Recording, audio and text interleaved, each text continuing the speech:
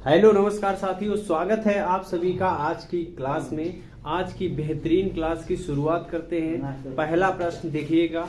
आज है 11 जनवरी 2023। तो 11 जनवरी के महत्वपूर्ण प्रश्नों को समाहित किया गया है। वीडियो को जल्दी से जल्दी आप लोग शेयर कर दें सभी दोस्तों के साथ। शुरू करते हैं आज का पहला प्रश्न। Henley passport index 2023। देखिएगा, हेनले पासपोर्ट इंडेक्स 2023 की रिपोर्ट आ चुकी है, जिसमें आपको भारत का स्थान याद रखना है। भारत किस स्थान पर आया है? महत्वपूर्ण इंडेक्स है हेनले पासपोर्ट इंडेक्स। देखिएगा, पासपोर्ट इंडेक्स होता है किसके लिए?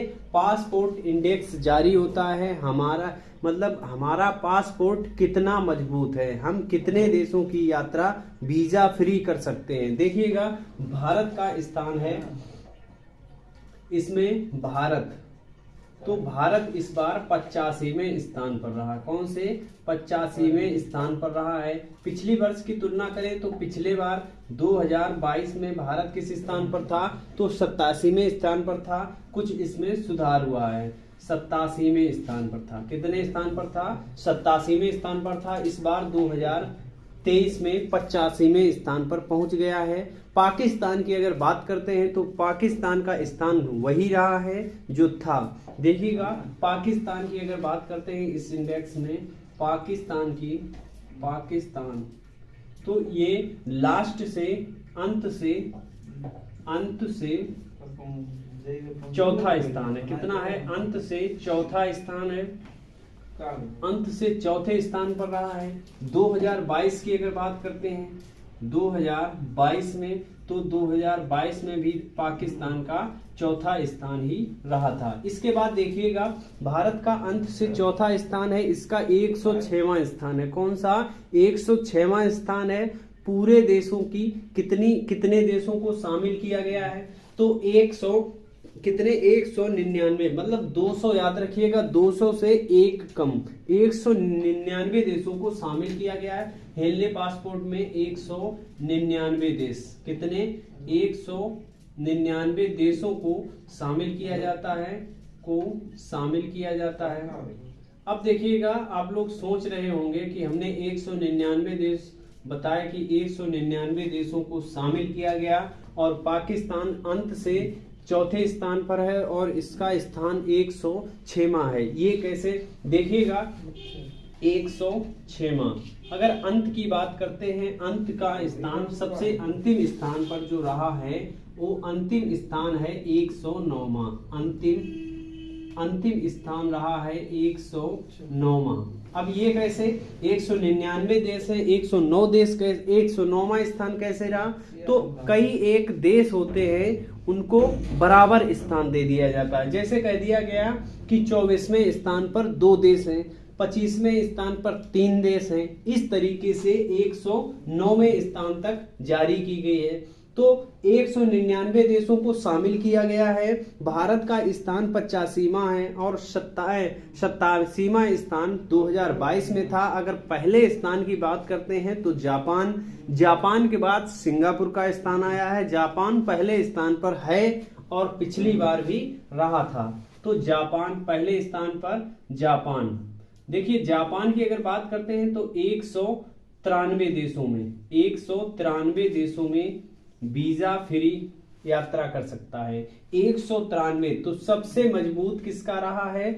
तो जापान का। और 2022 की अगर बात करेंगे, 2022 में भी फर्स्ट पर कौन था? जापान। पहले स्थान पर जापान और दूसरे स्थान की अगर बात करते हैं, पहले स्थान पर ये टॉप पर है। टॉप पर कौन है? जापान। और सेकंड की अगर बात करते हैं, सेकंड की अगर बात करेंगे तो सेकंड स्थान पर सिंगापुर। कौन रहा है? सिंगापुर। सेकंड स्थान पर सिंगापुर रहा है।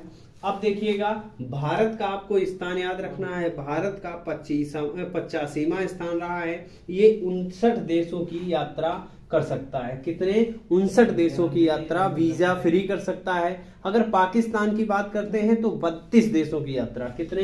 पाकिस्तान की बात करेंगे तो ये 32 देशों की यात्रा 32 देशों की वीजा फ्री यात्रा। और भारत की बात करते हैं तो 59 देशों की वीजा फ्री यात्रा। याद रखिएगा 59 देशों की भारत। याद आपको क्या रखना है, महत्वपूर्ण देखिएगा। हेनले पासपोर्ट इंडेक्स 2023 में टॉप पर कौन रहा है, जापान रहा है। भारत का स्थान अगर पूछा जाए, भारत का स्थान 85वां रहा, पिछली बार 2022 में 87वां था। ये आपको इंपॉर्टेंट याद रखिएगा। आगे देखिएगा इनोवेशन वीक 2023। इनोवेशन वीक 2023 का आयोजन कब किया गया, 10 से 16 जनवरी के बीच। कब, 10 से 16 जनवरी के बीच किया जा रहा है, 10 से 16 जनवरी 2023। आगे देखिएगा अंतरराष्ट्रीय पतंग महोत्सव। तो अंतरराष्ट्रीय पतंग महोत्सव का उद्घाटन कहां पर किया गया, अहमदाबाद गुजरात में। कहां पर किया गया, अहमदाबाद गुजरात में। इसकी थीम क्या थी, इंपॉर्टेंट थीम हमने बताई थी, आप लोग कमेंट बॉक्स में कमेंट करिएगा। अहमदाबाद में उद्घाटन किया गया अंतरराष्ट्रीय पतंग महोत्सव 2023 का। इसकी थीम क्या थी, इसको आप लोगों को बताना है। आगे देखिएगा अनजान साक्षी का विमोचन किया गया। अनजान साक्षी इंपॉर्टेंट क्वेश्चन है, आने की इसकी बहुत ही संभावना है। अनजान साक्षी है क्या, तो ये एक आत्मकथा है। इसका विमोचन किसने किया है, महेंद्र सिंह धोनी ने इसका विमोचन किया है। आत्मकथा है किसकी, प्रोफेसर गफ्फार की, या प्रोफेसर के अब्दुल गफ्फार की। प्रोफेसर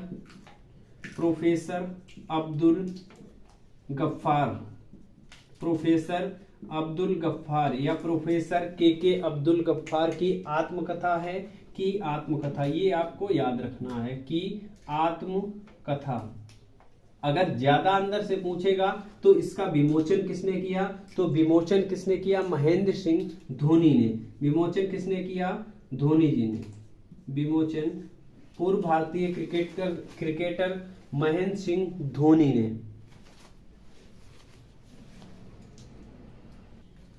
आगे देखिएगा दूसरा प्रश्न, स्पेस किड्स इंडिया उपग्रह। किड्स की बात अगर करते हैं तो बच्चों के लिए उपयोग किया गया है इंडिया उपग्रह। इंडिया के जो 75 भारत के 75 स्कूलों से 10-10 बच्चों को लिया गया है। अब 75 स्कूलों से जब 10-10 बच्चों को लिया जाएगा तो कितने बच्चे हो गए, भारत के 75 स्कूलों से, कितने, 75 स्कूलों से 10-10 बच्चों को लिया गया है। 10-10 बच्चों को लिया गया है। देखिएगा बच्चों को लिया गया है, इसमें लड़कियां शामिल है। कौन शामिल है, केवल लड़कियां। बच्चे में इसमें लड़के नहीं है, केवल लड़कियों को शामिल किया गया है। कितनी, अब ये सरकारी स्कूल थे, लड़कियां लिख लीजिएगा। 10-10 लड़कियों को शामिल किया गया है,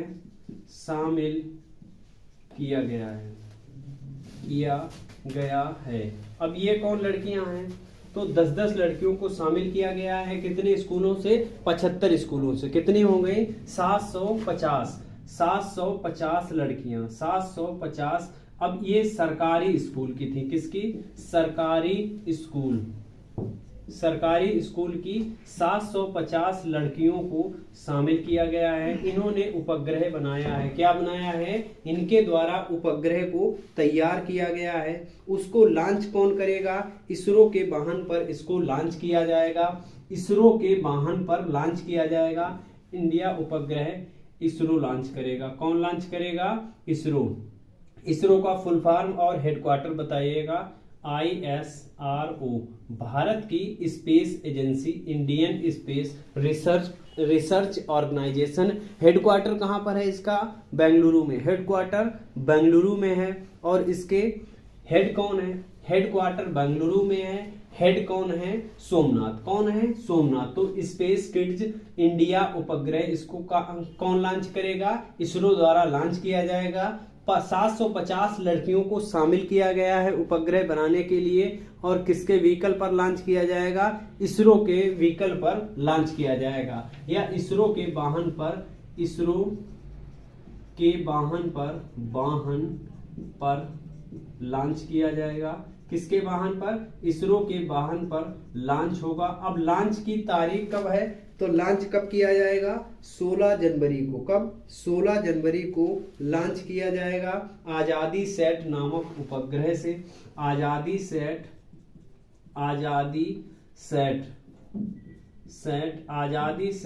नामक उपग्रह 16 जनवरी को कब लॉन्च किया जाएगा? 16 जनवरी को लॉन्च होने की संभावना। आगे देखिएगा, पृथ्वी 2 का सफल ट्रेनिंग लॉन्च किया गया। क्या सफल ट्रेनिंग लॉन्च किया गया है? किसका? पृथ्वी 2 का सफल ट्रेनिंग लॉन्च किया गया है। याद रखिएगा, कहां पर लॉन्च किया गया है? चांदीपुर उड़ीसा। कहां पर? चांदीपुर उड़ीसा। तो चांदीपुर उड़ीसा में इसको लॉन्च किया गया। किसको लॉन्च किया गया है? सफल ट्रेनिंग। किसकी? पृथ्वी 2 की। पृथ्वी 2 का सफल ट्रेनिंग लॉन्च किया गया है। कहां पर? चांदीपुर उड़ीसा में लॉन्च किया गया है। आगे देखिएगा, तीसरा प्रश्न, T20 अंतरराष्ट्रीय क्रिकेट में सबसे तेज 1500 रन। तो सबसे तेज 1500 रन लगाने वाले खिलाड़ी बने हैं। कौन है और किसका रिकॉर्ड तोड़ा है? T20 अंतरराष्ट्रीय में। अब कहां पर? श्रीलंका के खिलाफ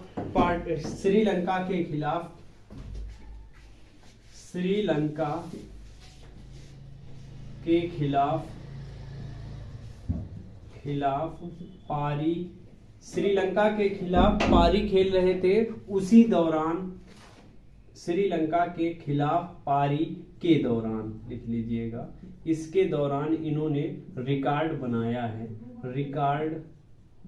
रिकॉर्ड बनाया है। अब रिकॉर्ड बनाया किसने है? तो सूर्य कुमार यादव। किसने बनाया है? सूर्य कुमार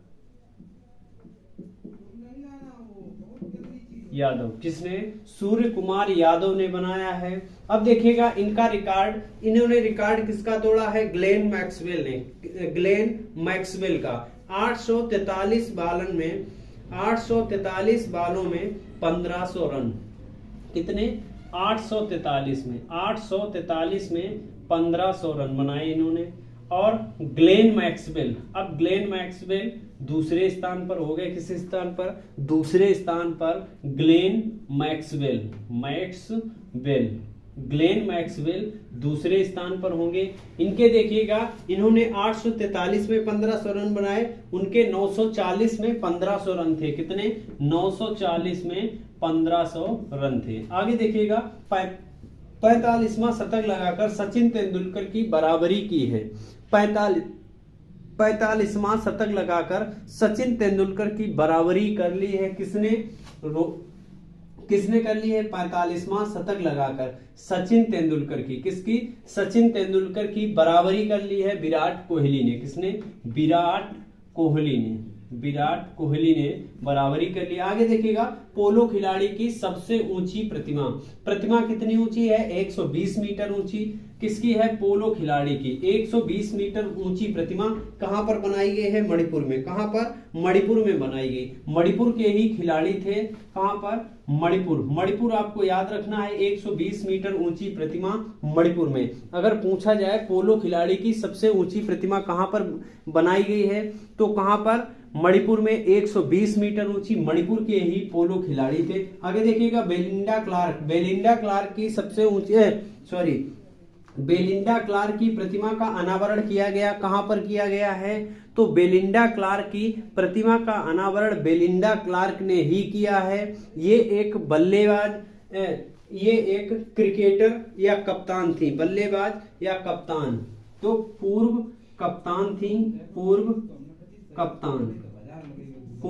क्रिकेट टीम की कप्तान थी। अब थी कहां की ये कप्तान? तो किस देश की कप्तान थी ये? पूर्व कप्तान ऑस्ट्रेलिया की। कहां की? ऑस्ट्रेलिया की। पूर्व कप्तान किसकी थी? ऑस्ट्रेलिया की पूर्व कप्तान। इनकी प्रतिमा का अनावरण किया गया। प्रतिमा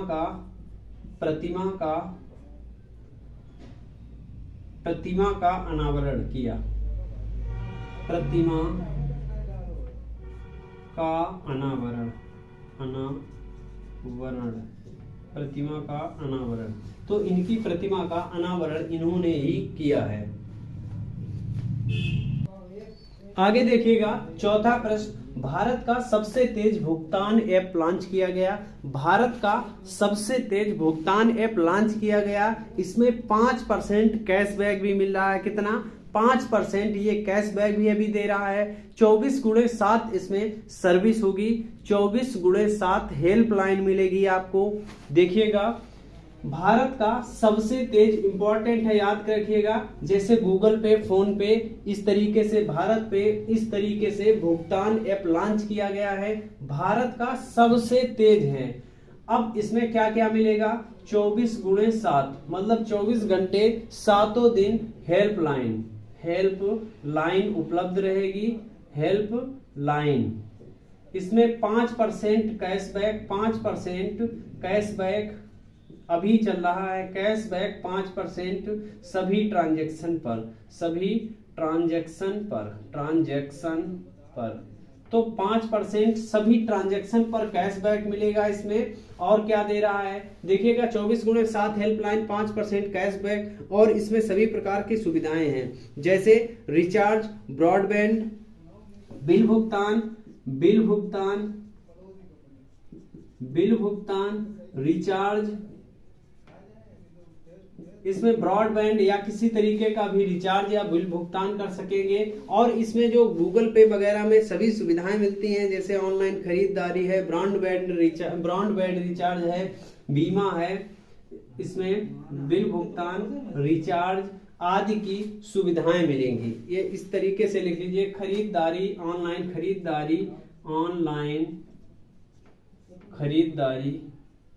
खरीदारी आदि की सुविधाएं इसमें मिलेंगी। आगे देखिएगा, और वर्जन कौन सा है? 3.0 वर्जन लॉन्च किया गया है। नाम क्या है?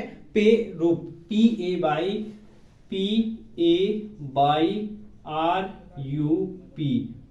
पे रूप 3.0 क्या लॉन्च किया गया है?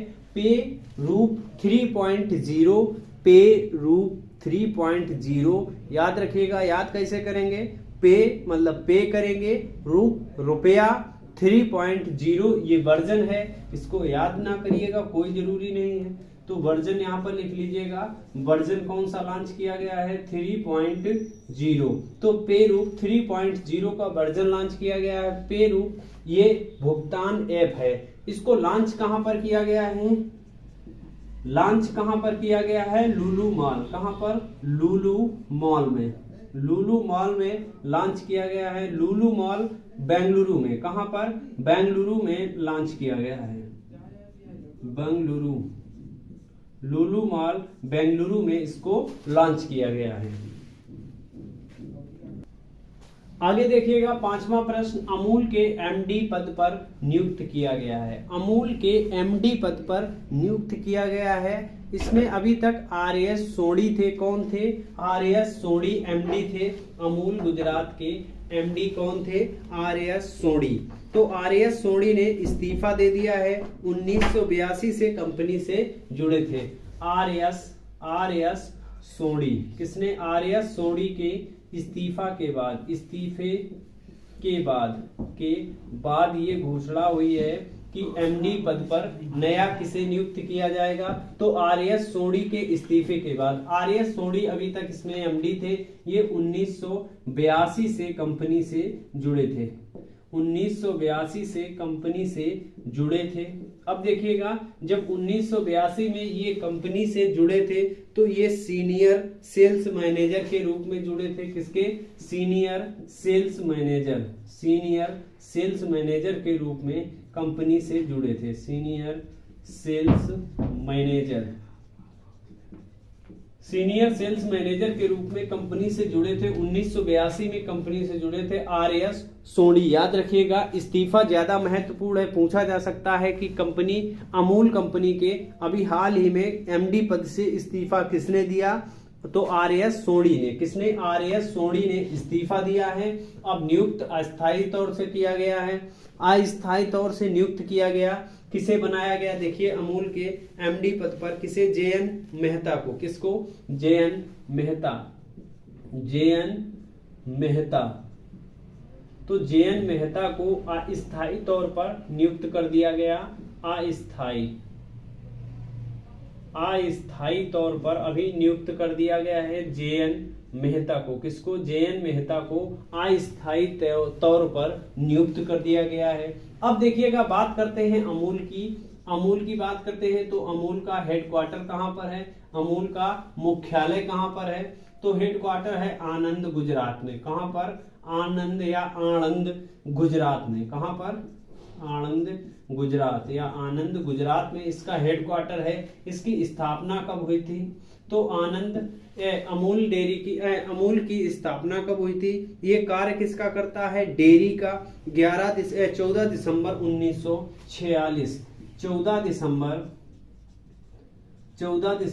1946। 14 दिसंबर 1946 को इसकी स्थापना हुई थी। अमूल की स्थापना हुई थी। डेयरी का ये कार्य करती है और 2 भागों में इसका विभाजन है। कितने? 2 भागों में अमूल इसका विभाजन है। गुजरात, आनंद, गुजरात में इसका हेडक्वार्टर है। स्थापना 14 दिसंबर 1946 को। देखिएगा, इसी तरीके के बेहतरीन हम प्रश्न लेकर आते हैं डेली। बने रहिएगा और चैनल को ज्यादा से ज्यादा सब्सक्राइब करिएगा। आज कुछ वीडियो छोटा रहा और क्वेश्चन भी कम थे। कल से बेहतरीन प्रश्नों का कंटेंट लेकर आएंगे आपके लिए। बने रहिए। धन्यवाद। जय हिंद।